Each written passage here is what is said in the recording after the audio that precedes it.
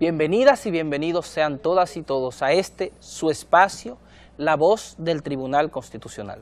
Como cada semana vamos a tener un programa cargado de contenido, pero esta semana en particular, nuestro programa estará especialmente destinado a un suceso histórico que ha marcado el devenir de la patria dominicana.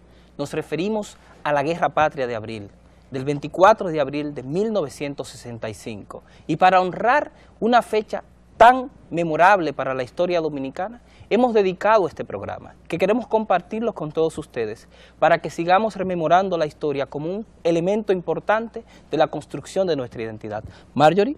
Así es, Félix, como bien lo has descrito, hemos venido durante todo el mes de abril entregando propuestas, entregando contenido alusivo a todo lo que representa abril para la República Dominicana, y hoy cerraremos con broche de oro. Así que sin mayores expectativas, los invitamos de inmediato a disfrutar nuestro contenido de hoy.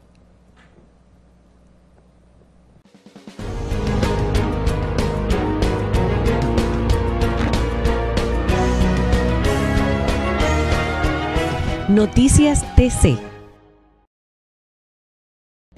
Hola, ¿qué tal amigos? Sean todos y todas bienvenidos a su segmento Noticias TC. José Miguel García les acompaña. A ustedes las gracias por el favor de la sintonía. A continuación vamos a conocer en detalles las principales informaciones sobre nuestro tribunal en este resumen de noticias. Los magistrados Óscar Urbiola Jani y Carlos Ramos Núñez, el primero expresidente del Tribunal Constitucional de Perú y el segundo director del Centro de Estudios Constitucionales, expresaron que los tribunales constitucionales están abocados a asumir la función didáctica para generar conciencia constitucional. Los procesos de la libertad en nuestra legislación tienen dos instancias previas antes de llegar ante el juez especializado, sea civil o penal, si es penal es por habeas corpus, y luego, si no le dan la razón al que ha planteado el amparo o el habeas corpus, sube en apelación a la Corte Superior. Si la Corte Superior tampoco le da la razón, recién puede ir en recurso de agravio al Tribunal Constitucional. Por ejemplo, descargar a celular la Constitución, otros textos, la publicación del anuario, la edición de un periódico que es la Voz del Tribunal Constitucional, incluso diría la emisión por canal de televisión de las actividades que realiza el Tribunal Constitucional constituye una inteligente y eficaz forma de llegar al pueblo y de labrar una cultura constitucional. Con el tema Habilidades Gerenciales para el Liderazgo, recientemente fueron instruidos por el Instituto de Formación Técnico Profesional Infotep, ejecutivos y empleados del Tribunal Constitucional. La jornada educativa desarrollada los días 13 y 14 de abril logró entre sus objetivos dotar de las técnicas, procedimientos y herramientas reconocidas actualmente como habilidades gerenciales fundamentales que le permiten fortalecer y evidenciar un alto desempeño personal y profesional. La facilitadora Gaudelín Genao del Infotep explicó el manejo asertivo de las relaciones interpersonales, personalidad, autoestima, sensibilización al cambio, principios de la comunicación efectiva en la organización, motivación al trabajo en equipo, planificación estratégica, liderazgo y toma de decisiones. El presidente del Tribunal Constitucional de la República Dominicana, magistrado Milton Ray Guevara, encabezará una asamblea extraordinaria de la Cooperativa de Ahorros, Crédito y Servicios Constitucionales COPSECOM de la Alta Corte. El organismo anunció la convocatoria de socios para el día martes 26 de abril a las 9:30 de la mañana en el Salón Pablo Mercedes, ubicado en el tercer nivel del edificio sede que comparte el TC con el Instituto Nacional de Estabilización de Precios, INESPRE. Esta asamblea se pautó a escasos días de la Cooperativa de Ahorro y Crédito de los Servidores Constitucionales COPSECON recibir su decreto de incorporación al Instituto de Desarrollo y Crédito Cooperativo IDECOP en una actividad realizada el día 12 de este mes. Amigos, y con esta nota llegamos a la parte final de su segmento Noticias TC. Gracias por acompañarnos. Su cita será el próximo sábado a la misma hora por el mismo canal. Usted no se mueva y siga disfrutando de todo el contenido de La Voz del Tribunal Constitucional.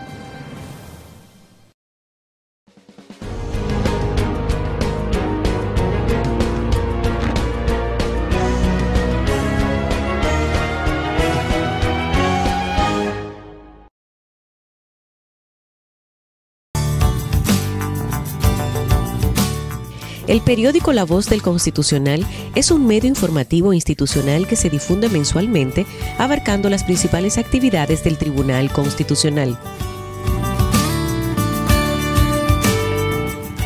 Este órgano de difusión contiene las normas, principios y valores de la Constitución Dominicana.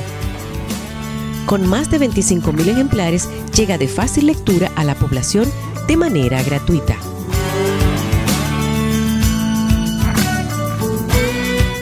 Para mayor información, 809-274-4445. La Voz del Constitucional.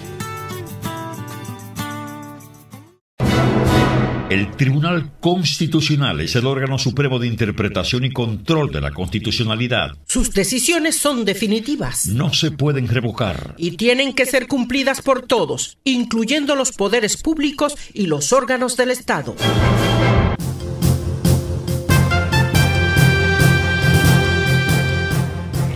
Adquiera nuestras publicaciones llamando al 809-274-4445.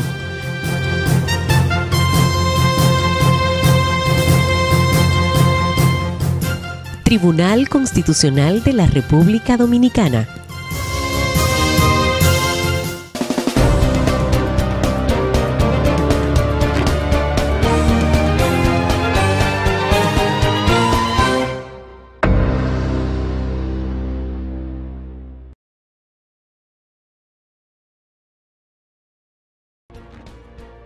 El reportaje de la semana. La Guerra Civil del 24 de abril de 1965 tuvo un impacto trascendental en el país. Fue una acción motorizada por jóvenes oficiales de las Fuerzas Armadas que anhelaban restaurar el gobierno constitucional del destituido presidente Juan Bosch, quien gobernó el país por solo 7 meses. Recordemos que el profesor Bosch representó el primer gobierno elegido democráticamente después del ajusticiamiento del dictador Rafael Leonidas Trujillo Molina. Elías Wessing y Wessing, que era el jefe del Centro de Enseñanzas de las Fuerzas Armadas, CEFA, y junto a otros oficiales, conspiró en contra de Bosch tras la promulgación de la Constitución de 1963 hasta derrocarlo. En esa carta sustantiva se estableció la libertad religiosa y de expresión, la libertad política, el derecho a la vivienda, la igualdad entre hijos naturales y los nacidos bajo matrimonio, el retorno de los políticos exiliados durante el régimen trujillista. Se prohibieron los monopolios y la apropiación de grandes extensiones de tierras. El pretexto esgrimido por los militares fue acusar de comunista a Bosch y a su gobierno, lo que determinó el nefasto golpe de Estado el 25 de septiembre de 1963. Las Fuerzas Armadas y otros sectores de poder instauraron un gobierno denominado triunvirato para dirigir el país, escogiendo como presidente a Emilio de los Santos y como integrantes a Ramón Tapia Espinal y Manuel Tavares Espaillat. En noviembre de 1963, el movimiento revolucionario 14 de junio se lanzó en armas contra el triunvirato. Manuel Aurelio Tavares Justo, Manolo, líder de la guerrilla, fue capturado y fusilado en la Cordillera Central, donde se registraron 32 muertes de dirigentes y militantes. La indignación popular era evidente y el presidente Emilio de los Santos, al no estar de acuerdo con los asesinatos contra los guerrilleros capturados vivos, procedió a renunciar del triunvirato, siendo sucedido como miembro presidente por el doctor Donald Reed Cabral. La economía deteriorada dominicana obligó a la firma de un acuerdo con el Fondo Monetario Internacional. Sin embargo, la miseria continuó agudizándose, además de que era notoria la corrupción administrativa auspiciada por el triunvirato. Un grupo de militares defensores de la constitucionalidad y del retorno de Bosch al poder sin elecciones conspiró contra el triunvirato. Este movimiento contaba con la dirección del coronel Rafael Tomás Fernández Domínguez. El 24 de abril de 1965, el coronel Miguel A. Hernando Ramírez y el capitán Mario Peña Taveras detuvieron al jefe de Estado Mayor del Ejército, general Marcos Rivera Cuesta, y la oficialidad que le acompañaba en la sede del organismo, entonces ubicada en la calle Ortega y Gasset, en el ensanche La Fe, en el Distrito Nacional. Se trató de una sublevación contra el gobierno de facto, la cual fue anunciada a través del programa Tribuna Democrática del Partido Revolucionario Dominicano, que se difundía a través de la emisora Radio Comercial. Correspondió hacer el anuncio al doctor José Francisco Peña Gómez. La mañana del 25 de abril, una de las unidades sublevadas, comandada por el coronel Francisco Alberto Caamaño Deñó, incursionó al Palacio Nacional, tras ser derrocado el triunvirato. De inmediato, los militares rebeldes declararon vigente la Constitución de 1963 y aclamaron al profesor Juan Bosch, exiliado en la vecina isla de Puerto Rico, como presidente constitucional de la República Dominicana. Los militares acordaron con los dirigentes del PRD que mientras regresaba el profesor Bosch, el doctor José Rafael Molina Ureña actuaría como presidente provisional, en su calidad de presidente de la restituida Cámara de Diputados. Las agencias internacionales de prensa difundieron una lista de 54 supuestos agentes del comunismo infiltrados en el movimiento constitucionalista, suministrada por el gobierno de Estados Unidos. El bando constitucionalista contraatacaba utilizando cañones y ametralladoras antiaéreas. Aviones de caza bombarderos de San Isidro disparaban sus ametralladoras y arrojaban bombas, causando muertes y graves daños a la propiedad y a la población civil. Dos compañías de artillería de los sublevados que trataban de contener el avance de las tropas del CEFA, que desplazándose desde San Isidro buscaban cruzar el puente Duarte, pero fueron contenidos por el fuego de artillería pesada. Continuando la lucha armada, los constitucionalistas tomaron por asalto la fortaleza Osama e hicieron prisioneros a un gran número de agentes de la Policía Nacional. The American nation cannot, must not.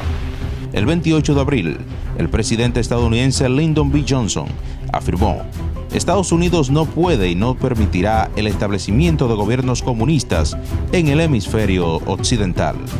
En ese tenor dispuso el envío de 42.420 militares con la excusa de que su misión era la de proteger vidas y bienes de los estadounidenses residentes en República Dominicana. Esa invasión contó con el apoyo de la Organización de los Estados Americanos, OEA, que resultó soldados de varias naciones latinoamericanas para acompañar a las tropas de Estados Unidos. Las tropas invasoras tendieron un cordón en toda la ciudad capital, cercando a las tropas rebeldes en la parte de Ciudad Nueva, zona colonial, San Lázaro, San Miguel y parte de San Carlos y Villa María. También facilitaron el acceso de los militares del Centro de Enseñanza de las Fuerzas Armadas CEFA, dirigido por el general Wessing y Wessing, mientras las tropas rebeldes instauraron el gobierno constitucionalista por el coronel Francisco Alberto Caamaño Deñó. Las tropas norteamericanas se propusieron derrotar a los constitucionalistas y el 15 de junio de 1965 iniciaron un feroz ataque que se prolongó por 2 días hasta el 16, pero el pueblo en armas demostró su valentía. Aunque hubo un gran número de muertos de lado y lado, la lección es perenne en la historia de ese acontecimiento. Su efecto moral sobrevive en el tiempo, ya que impuso una negociación entre los grupos en conflicto que culminó con la instauración del gobierno provisional del doctor Héctor García Godoy e hizo que se inmortalizaran frases del coronel Caamaño Deñó como aquella que reza: porque me dio el pueblo el poder, al pueblo vengo a devolver lo que le pertenece, y la otra: ningún poder es legítimo, sino es otorgado por el pueblo. Y culmina el coronel de Abril diciendo: no pudimos vencer, pero tampoco pudimos ser vencidos.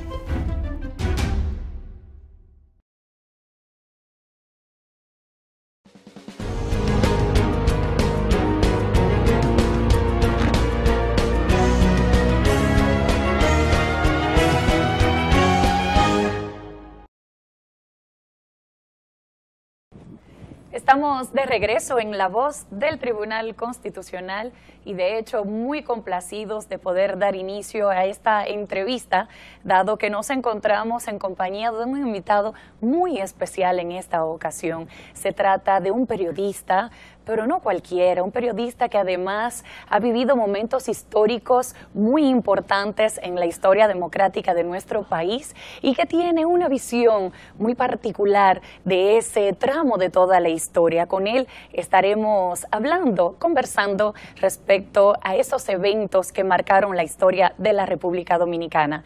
Me acompaña Félix Tena en esta entrevista y por supuesto nuestro invitado Bonaparte Gotropi, a quien le damos la bienvenida formal a su programa. Muchas gracias. Yo me alegro mucho de ser entrevistado por una joven tan bonita. Ay, muchas gracias, pero que venga el piropo para mi compañero. No, eso es demasiado. Se dispensa. Así es. Pues ciertamente, como decía en la introducción, nos encontramos en el mes de abril. El mes de abril es un mes que marca, está cargado de mucho simbolismo para la historia de la República Dominicana. Usted, de hecho, ha podido vivirla en los momentos, en el contexto, y quisiéramos aprovechar su presencia para que nos pueda narrar un poco de cuáles fueron sus vivencias en esos años tan importantes de nuestra historia. Lo primero es que yo le doy muchas gracias a Dios por haberme puesto en el lugar que era, en el momento que era. Si algo había anhelado, añorado y trabajado mi generación, era por la consolidación, por la conquista de la libertad, por la conquista de la democracia, por la consolidación del gobierno que respetara los derechos de todo el mundo. De un gobierno que además hiciera respetar la soberanía nacional, el derecho a la justa fama y todo lo que conforma los verdaderos derechos humanos, que no son nada más lo que les enseñan a ustedes los abogados en la universidad, que les enseñan el derecho a la vida, el derecho a la muerte, que es un derecho también a morir decentemente. Aquí no, aquí dejaron morir a Claudio Camaño en estos días. Quiere decir que aquí ni siquiera el derecho a morir decentemente se respeta. En fin, contra todas esas cosas fue que mi generación, después de las expediciones del 59, de 1959, por Maimón, Heterohondo y Constanza, hizo mi generación la lucha contra Trujillo internamente. Y hubo aquel complot por el cual cayeron presos tantos jóvenes que llegó un momento en que el gobierno dijo, espérate, ya no podemos seguir metiendo más gente preso. La Iglesia Católica se sacudió y emitió una carta pastoral para el 21 de enero del 60, que produjo un escalofrío en el espinazo de la República Dominicana. Aquello fue tremendo, porque fue un reclamo de una institución tan poderosa como la Iglesia Católica, diciendo, hey Trujillo, deje de estar dándole golpe a la gente y de estarlo metiendo preso por el gusto y de estar atropellando a la familia dominicana. Entonces, de ahí en adelante la situación fue cambiando, hasta que felizmente a Trujillo lo mataron el 30 de mayo, gracias a Dios, porque Dios es justo y Dios tarda pero no olvida. Entonces, a este sujeto le dieron muchísimos balazos y comenzó realmente una nueva era. Aquello fue una revolución. De repente todos sabíamos que podíamos confiar en el otro. En la era de Trujillo, yo le voy a hacer esta anécdota. Juan Bosch y mi papá eran amigos, muy buenos amigos, porque habían compartido celda en la Torre del Homenaje en la década de los 30, antes de yo nacer. Entonces, cucuteando yo en los papeles de mamá, que tenía un álbum de poesía muy bonito, me encuentro con una página que dice Anhelos, Juan Bosch, mal escrito el apellido de Bosch, versos Juan Bosch, música Julio Gotró. ¿Cómo? ¿Y qué vaina es esta? Estamos en pleno trujillaje. Y yo voy a donde mi mamá y le digo con el libro en la mano, ¿qué vaina es esta? Y mamá me mira y me dice, ¡pah! Y cierra el libro. No se vuelve a hablar del asunto. 24 horas después mamá me dice, así de tu papá y mío. Y yo entendí. Eso es para que ustedes, los jóvenes, entiendan cuán espeso era el muro que establecía la distancia entre la verdad y la mentira, entre la confianza y la desconfianza. Entonces, la Guerra de Abril del 65 ha sido catalogada, señalada, vilipendiada, elogiada de 60 maneras. Mi resumen de las razones por las cuales se produjo la Guerra de Abril es el siguiente. Respondimos al mundo que entendía y que decía que los dominicanos éramos cobardes porque no habíamos podido salir de Trujillo durante tanto tiempo. La Guerra de Abril es la respuesta a eso. Nosotros no. Nosotros no somos cobardes. Nosotros sí somos valientes. Nos fajamos con el ejército más poderoso del mundo y no pudo con nosotros. Porque a ustedes les pueden contar lo que les dé la gana de contarles, pero piensen en lo siguiente. Todavía, 50 años después, hay miles de combatientes de la Guerra de Abril que estamos vivos, trabajando, caminando por la calle, algunos tomando trago, otros bailando, otros terminaron de estudiar y están enseñando, están criando sus familias. Pero, don Bonaparte, quisiera saber desde su óptica periodística, remontándonos cronológicamente, usted hablaba de la nueva era, de la confianza que se instauró con el primer gobierno democrático que fue el de Juan Bosch. Pero un elemento importante en ese tramo histórico ha sido la Constitución del 63. De hecho, una Constitución catalogada como la más liberal de toda Latinoamérica y fue también la que desató un poco toda la controversia. Usted como periodista en ese momento, ¿cómo vivió esa nueva Constitución? ¿Qué sentían los diferentes sectores? ¿Cómo se identificaron con cada uno de los derechos consagrados que revolucionaron? Usted sabe que una Constitución, algunos tratadistas la tratan y la señalan, y ustedes son abogados, como un pacto social. Un país se va tras lo que dice un grupo de hombres. Ninguna constitución de la historia ha sido escrita y discutida por toda la población. No. Por eso la Constitución americana tiene las enmiendas que figuran anexas a la Constitución.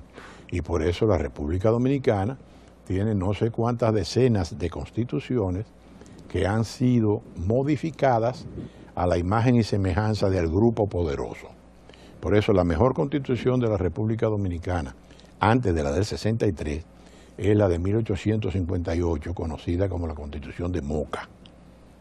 Ahí estaban liberales de pensamiento y que habían bebido, para decirlo con una frase común, en lugares en donde se respetaban los derechos constitucionales. Benigno Filomeno de Rojas, por ejemplo, era un gran filósofo de la democracia que había vivido en Inglaterra. Y ustedes saben cómo se han respetado los derechos de los ingleses dentro de Inglaterra. Los ingleses no han respetado los derechos de los demás. Han sido terribles como conquistadores. Terribles. Ellos y sus descendientes han sido más malos que los españoles y sus descendientes. En Estados Unidos, la conquista del oeste produjo miles de muertos. A los aborígenes los cogían y los que eran de tierra caliente los metían en donde había nieve. Entonces se morían, porque no estaban ni siquiera físicamente acostumbrados a eso. Pero además son tan bárbaros que mataron 100 millones de bisontes. Oigan bien, 100 millones de bisontes en menos de 100 años, para que los indios no tuvieran que comer y para que los indios no tuvieran las pieles como abrigo.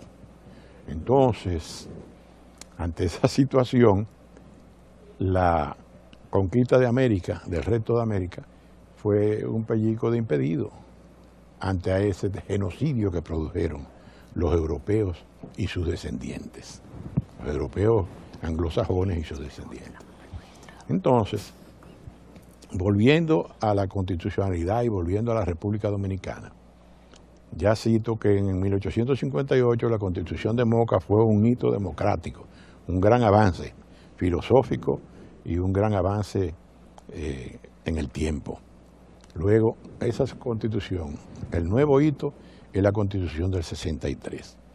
Era un choque muy grande porque los sectores, los poderes fácticos, los ricos, la iglesia, los guardias, los americanos, estaban acostumbrados a que los dominicanos nos bajáramos los calzones y pusiéramos el fundillo para que nos cayeran a patada. Entonces de repente los dominicanos nos pusimos los pantalones.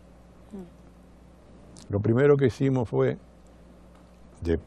como respuesta al golpe de Estado de septiembre del 63, unos movimientos extraordinarios y muy numerosos, masivos, de profesionales e intelectuales, reclamando el regreso a la constitucionalidad sin elecciones. Luego hubo el Frente Sindical, que entonces tenía mucha fuerza y mucho arraigo y mucho respeto, produjo unas protestas extraordinarias. La protesta del 64, creo que de mayo del 64, encabezada por los choferes, por un grupo que se llamaba la Unión Nacional de Choferes Independientes, que encabezaban, entre otros, Enrique Dorvil, Félix Alburquerque, y un sindicalista que, como era dominicano, y los dominicanos no conocemos por los apodos, le decían Portalista. Ni yo sé cómo se llamaba Portalista. Entonces, esos fueron los antecedentes del estallido del 24 de abril. Hubo una larga conspiración, larga y profunda conspiración de militares con civiles, de civiles con militares, de militares con militares y de civiles con civiles. Todo eso culminó el 24 de abril, que fue sábado. El 23 en la tarde yo me encontré con un capitán que murió recientemente, el capitán José Aníbal Novoa Garnes. Nos encontramos en la calle El Conde y me preguntó, ¿tú estás con el viejo todavía? El viejo era Juan Bosch. Y yo, sí. Entonces me dice, la cosa es el lunes. Y yo, ajá. Me dice, sí, prepárate que es el lunes. Salvo que apresen a alguno de los cabecillas, que entonces nos vamos de inmediato. Y así ocurrió. La mañana del sábado mandaron a buscar a los principales cabecillas de la conspiración constitucionalista para meterlos presos. Entonces le avisaron a Hernández Ramírez. Hernández Ramírez buscó al capitán Peñatavera y a un grupo de sargentos muy arrojados y apresaron al jefe de Estado Mayor del Ejército. De ahí para adelante a Peña Gómez le dieron información, dio la clarinada y ahí comenzó la Guerra de Abril. Doctor, digamos, la historia tiene un significado importante, no solo para evidenciar los hechos ocurridos, sino también para las enseñanzas que puede proyectar hacia el futuro. Según su perspectiva, ¿cómo debemos los dominicanos interpretar abril, ese abril? ¿Cómo debemos interpretarlo de cara a la construcción permanente de nuestra identidad? Eso, la construcción permanente de nuestra identidad. Usted ha dado un batazo más grande que lo del Big Papi. Usted tiene hijos, tú tienes hijos, y si no va a tener, críen a sus hijos con los valores patrios. Yo digo, y lo he dicho públicamente, y lo sostengo y lo sostendré, que la generación que produjo la Guerra de Abril fue la generación que en la escuela fue alimentada con la canción escolar. Se le cantaba la bandera, se le cantaba a Duarte, Sánchez, Mella, Luperón, se le cantaba a los principales, a las principales frutas, te enseñaban cuáles son las frutas dominicanas. Ahora nadie sabe cuáles son las frutas dominicanas porque encuentra con mucha facilidad uva, pera y manzana, pero no encuentra caimoní. Pero tú tienes que dar un ojo por una guanábana, porque a nadie le interesa ya producir eso. Eso es patria. La patria, decía Leopoldo Pereira Acta, un excelente fotógrafo y escritor, la patria es el hogar ausente. Le escribió un cuento extraordinario. La patria es el hogar ausente. Los dominicanos que están fuera de aquí están más pendientes de las cosas de aquí que nosotros mismos. Y celebran con mayor amor, con mayor profundidad las fiestas patrias que lo que ocurre aquí.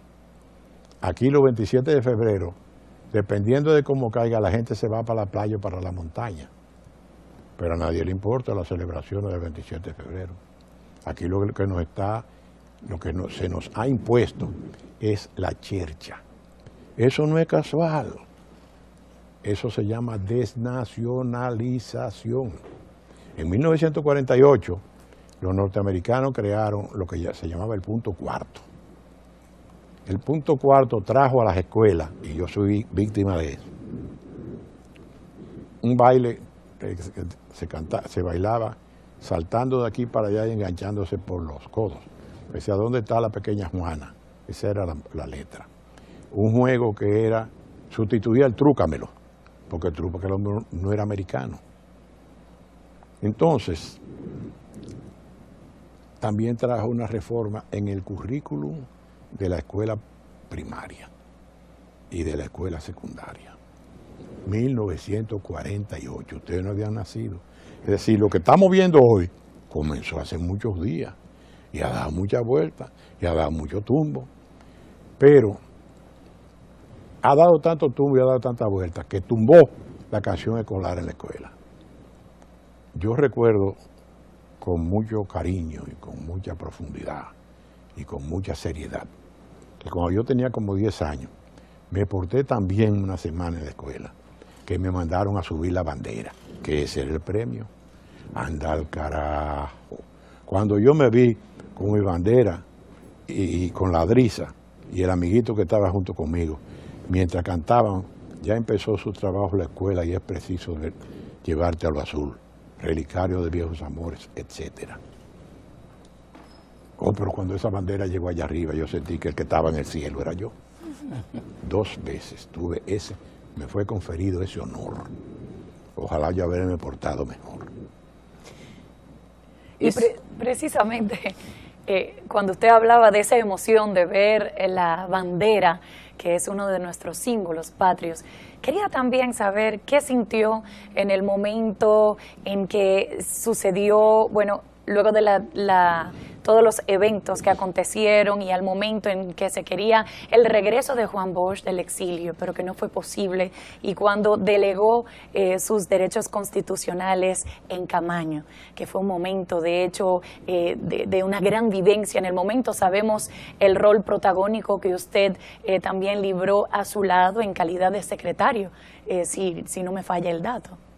Sí, lo que pasa es que cuando tú estás haciendo la historia, tú no te das ni cuenta de que estás haciendo la historia. Y eso es lo que queremos sacar a flote hoy. Pero óyeme bien, cuando tú estás haciendo la historia, tú no te das ni cuenta de que estás haciendo la historia. Por ejemplo,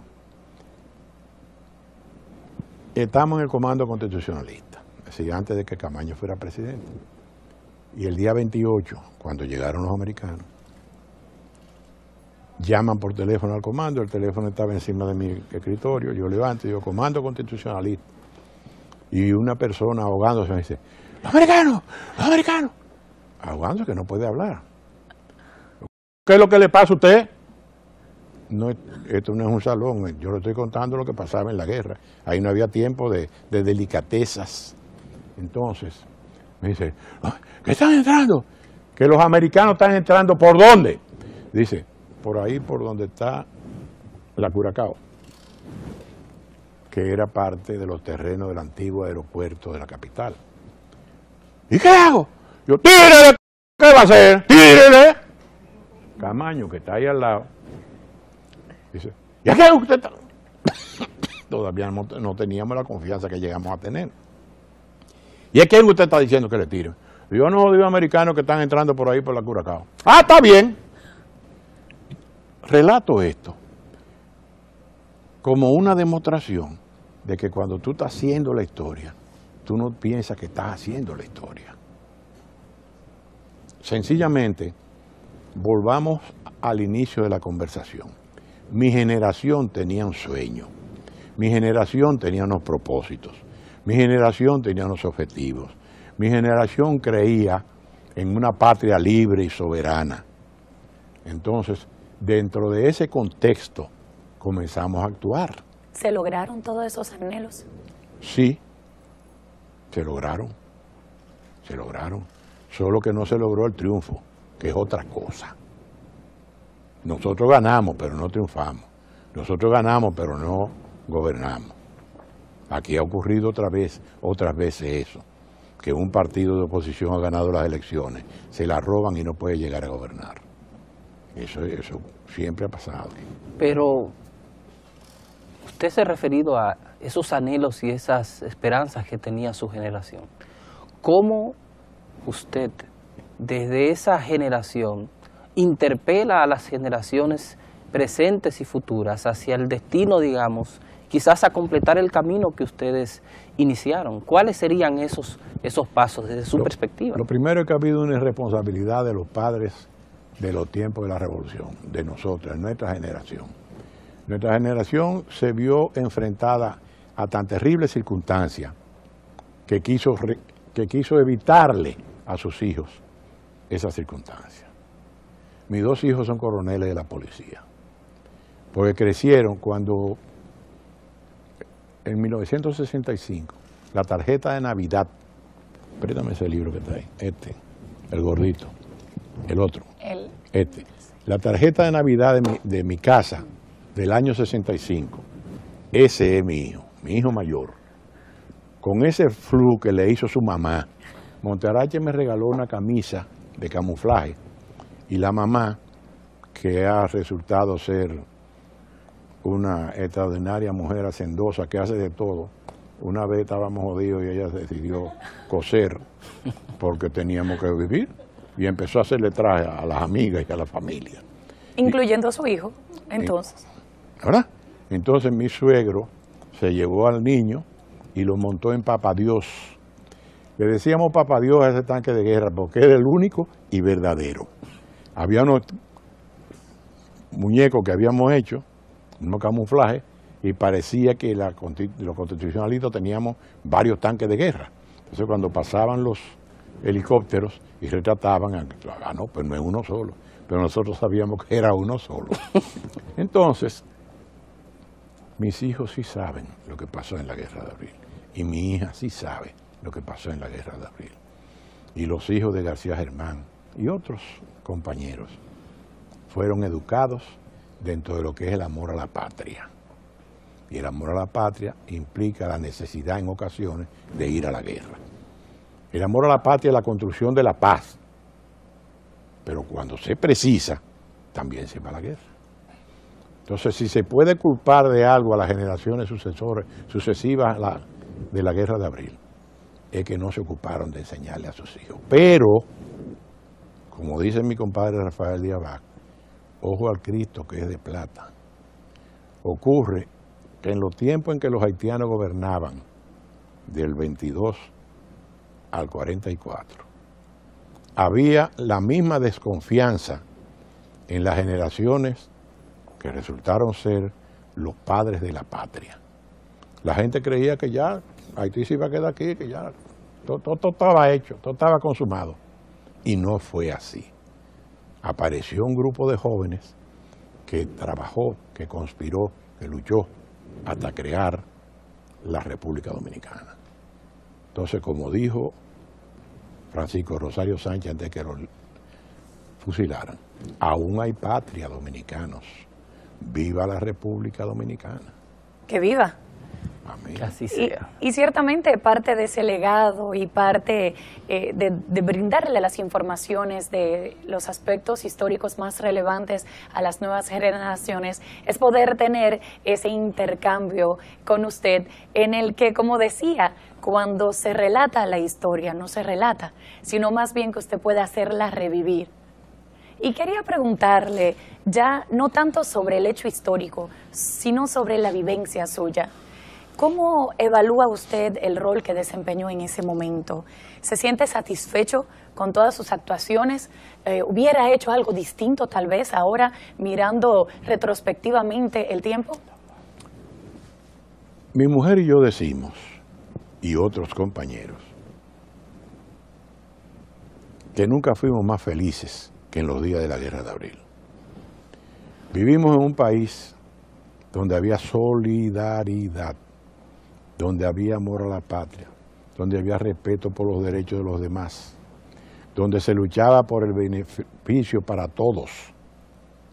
Nunca más se ha visto una situación como esa, donde había justicia, donde había respeto a la ley, donde había comida para todos, absolutamente para todos. Entonces, ese país, como dice un poema, un país que el poema retrata muy un buen país, muy agradable, y de repente dice, le preguntan, ¿y dónde queda ese país? Yo lo sabía, pero perdí los libros de geografía. Entonces, ese país en el que vivimos nosotros, felices, sin ambiciones, sin irrespetos, desapareció. Y por eso nosotros lo recordamos con tanto cariño.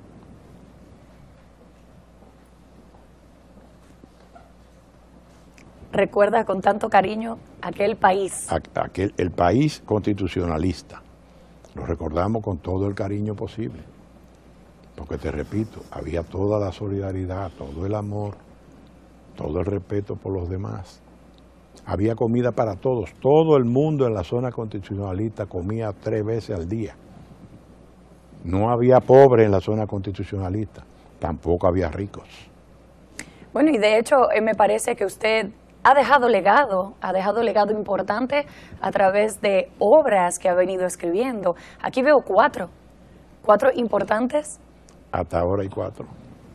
¿Es ese todo el relato de la historia? No. ¿O faltaría todavía una parte importante todavía en curso? Nunca, a mi mujer le gusta decir, todo el mundo, y yo la critico, le digo, todo el mundo no, todo el mundo nunca. Entonces, por ejemplo, aquí está mi obra, Santo Domingo, Guerra Patria, ¿cómo que sigo diciendo? Mi memoria. Una visión personal. Una visión personal. Es cierto, de lo que yo viví, de lo que yo estoy seguro porque me lo contó alguien que fue protagonista. Entonces eso dio como fruto este libro.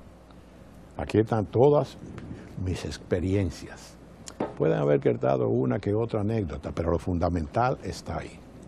Bueno, así podemos invitar a nuestros amigos televidentes a que puedan escudriñar en esas páginas muy interesantes que por las anécdotas que usted ha venido compartiendo con nosotros, me imagino que estarán cada uno cargados de muchos de las emociones, pero sobre todo de los datos históricos que marcaron ese tiempo que ha venido a consolidar la democracia en la República Dominicana. Así que quisiéramos que comparta un último mensaje con la teleaudiencia de lo que representa o de lo que representó el tramo entre el año 63 hasta el 65 y lo que representó también la guerra del 24 de abril, por supuesto. Bueno, lo más importante de ese periodo es que mi generación se pudo expresar hasta en la guerra, que mi generación se pudo expresar chocando con quien vino a pisotearnos, con quien vino a abusar del país nuevamente, que fue el Imperio norteamericano. De allá para acá, es curioso y hay que resaltarlo, los guardias no se han atrevido a dar golpe de Estado. Se plumearon, se dieron cuenta, los de ahora, los que estaban antes, de que en el Cibao decían cuando yo era niño, una pecosá, una puñalá. Ellos dieron un golpe de Estado y nosotros le dimos pau, pau. A los militarotes, abusadores, salieron huyendo de un barco americano para Estados Unidos y los otros que andan por ahí se fueron a San Isidro a refugiarse del poder americano y a combatirnos junto con los norteamericanos, de manera cobarde. Ustedes fueron valientes. Hicimos el trabajo. Bueno, para nosotros en La Voz del Tribunal Constitucional ha sido una muy grata entrevista en el que hemos podido evidenciar con uno de los protagonistas lo que fue ese periodo de la historia dominicana que tanto ha significado para el desarrollo de nuestro país. Y por qué no, también para podernos poner en perspectiva crítica de los retos que aún tenemos de frente para seguir construyendo nuestra patria, nuestra identidad y aquello que somos. Y por eso en el Tribunal Constitucional, como órgano garante de la identidad dominicana, garante de su Constitución, nos sentimos complacidos de su participación. Y a ustedes les deseamos que continúen con nosotros para continuar compartiendo más de la voz del Tribunal Constitucional. El Tribunal Constitucional es el órgano supremo de interpretación y control de la constitucionalidad. Sus decisiones son definitivas. No se pueden revocar. Y tienen que ser cumplidas por todos, incluyendo los poderes públicos y los órganos del Estado. Reportaje especial.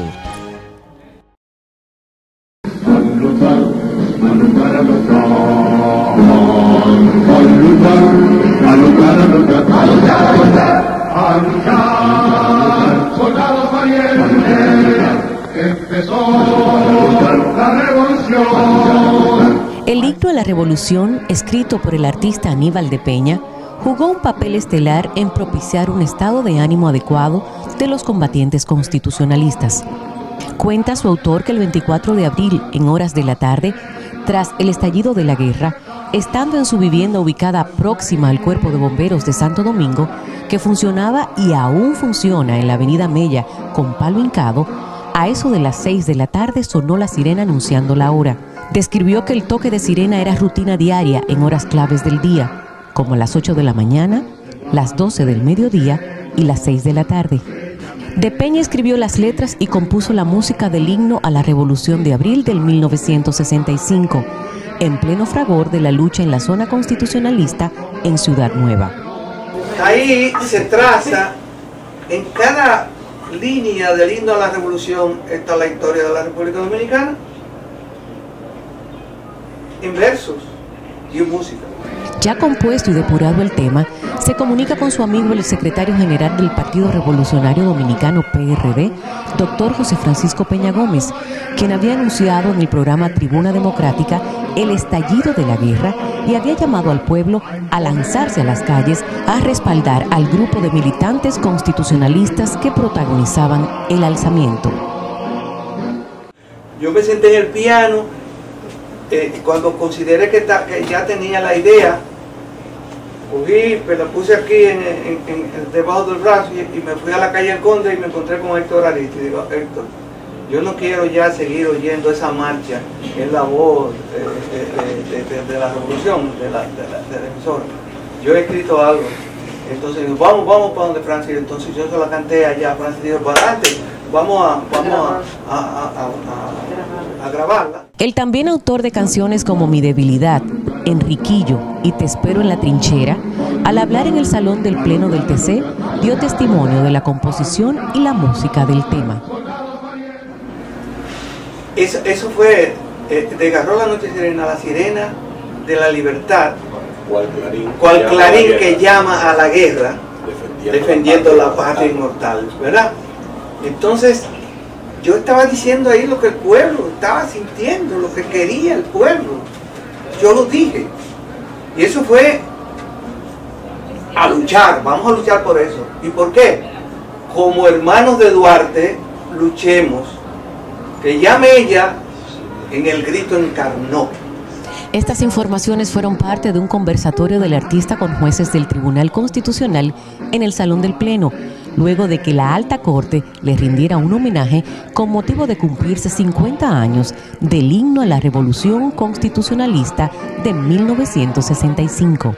Al recibir el reconocimiento, estaba junto a su eterna compañera, su esposa, la también artista Iluminada Jiménez.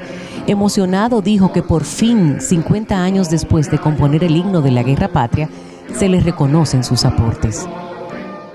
Me siento halagado porque, aunque 50 años después de yo haber escrito esa canción, por fin se reconoce a Aníbal de Peña. Pasaron generaciones y nadie se acordaba. De su lado, el presidente de la Alta Corte, magistrado Milton Ray Guevara, resaltó la trascendencia de esa composición. Hay que reconocer, yo lo he dicho en otras oportunidades, que el himno de la Revolución Constitucionalista es un canto a la Constitución. Es decir, es el canto más hermoso que se ha escrito en favor de una Constitución. a luchar soldado valiente, ¿verdad? A defender al principio que reclama la Constitución. O sea, es un canto a la Constitución. Y eso lo hemos cantado durante esa época, lo hemos cantado durante mucho tiempo. Junto al magistrado Ray Guevara estuvieron en el homenaje los jueces Leida Margarita Piña Medrano, primera sustituta del magistrado presidente, Víctor Gómez Vergés, Ana Isabel Bonilla, Víctor Joaquín Castellanos Pisano, Rafael Díaz Filpo, Wilson Gómez Ramírez y Delfonso Reyes, Justo Pedro Castellanos y Yotin Curi David. La noche serena, la sirena de la libertad, cuando ahí le llama la tierra. Aníbal de Peña reside en Estados Unidos y fue el invitado de honor de la Alta Corte para actuar en la Gala por la Constitución, dedicada a los 50 años de la Revolución Constitucionalista y que fue presentada en el Teatro Nacional Eduardo Brito en Santo Domingo en noviembre del 2015 y en marzo 2016 en el Gran Teatro del Cibao en la provincia de Santiago. Honor a quien honor merece. Aníbal de Peña, sin dudas, una gloria del arte nacional.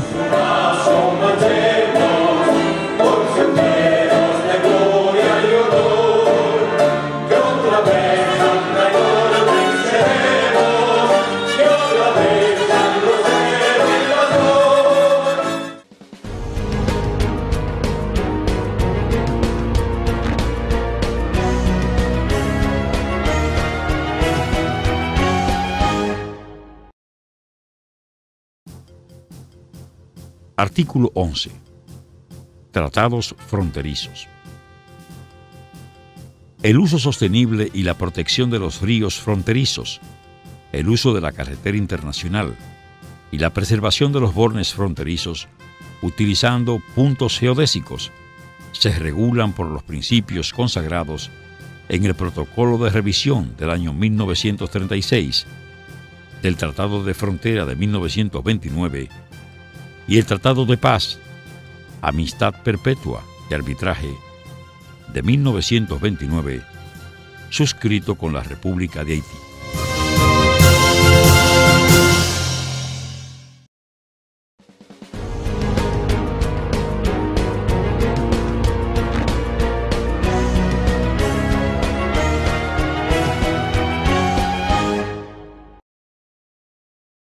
Hacemos un espacio en esta producción para felicitar de manera muy especial a tantas mujeres laboriosas que se han caracterizado por su entrega y han venido conquistando día a día un espacio muy importante en nuestra sociedad. Me refiero a las secretarias importantes que vienen cumpliendo funciones muy especiales también en nuestra Alta Corte. Así que a todas ellas, a todas ustedes, felicidades.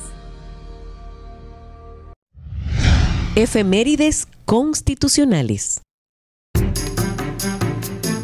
El 29 de abril de 1963 es proclamada la Constitución de la República, aprobada por la Asamblea Nacional, presidida por José Rafael Molina Ureña, representante por el Distrito Nacional. Antes, en enero de 1963, había sido constituida la Asamblea Revisora del Texto Supremo de la Nación y luego de largos debates fue elegido un bufete directivo provisional, presidido por el doctor Alcides Veloz, representante por la provincia de Barahona. La revisión de 1963 abarcó todo el contexto constitucional, toda vez que se procuraba adecuarlo a la nueva realidad política, social y económica del país, en un momento de gran trascendencia que marcó el inicio de la vida democrática de los dominicanos.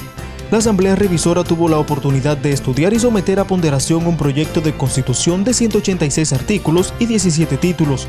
El primero de estos estaba consagrado a principios fundamentales, que comprendían las bases éticas y sociales, el régimen de trabajo, la enseñanza, la propiedad, la salud, la economía social y el régimen social y familiar. En fecha 25 de abril de 1963, el Episcopado Católico de la República Dominicana emitió un documento mediante el cual señala que la nueva Constitución carecía de la universalidad necesaria para ser justa, agregando que había intranquilidad en el país y que ésta cesaría si son revisados los artículos ambiguos y confusos o si la nueva Constitución era sometida a un referéndum popular. El Monseñor Tomás O'Reilly, prelado por San Juan de la Maguana, se constituyó en una voz activa de los reclamos de la Iglesia Católica. La nueva Constitución Política del Estado fue proclamada de manera solemne el 29 de abril de 1963, en un acto que encabezó el presidente de la República, profesor Juan Bosch. El doctor Segundo Armando González Tamayo y yo acabamos de jurar que desde nuestros cargos de vicepresidente y presidente de la República cumpliremos y haremos cumplir la Constitución y las leyes que nos gobiernan. El texto sustantivo de 1963 es valorado hoy como el más avanzado que había registrado nuestro país hasta la reforma del año 2010, razón por la cual, al ser desconocido su texto en el golpe de Estado de 1963, se produjo la Guerra de Abril de 1965, hecho que no fue más que la defensa del pueblo en armas en interés de restablecer la Constitución del 63 y reponer al presidente Bosch, escogido en elecciones libres por la voluntad popular.